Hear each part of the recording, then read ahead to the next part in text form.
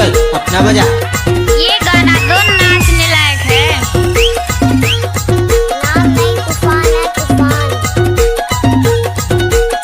DJ Sohan, DJ Sanjay राज,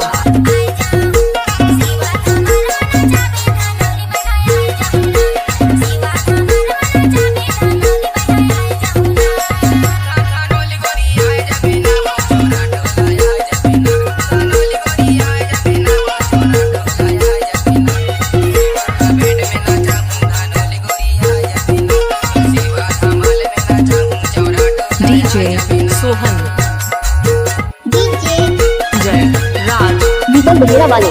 अरे हटा, चल अपना बजा। गजब आइटम है रे। ये नहीं।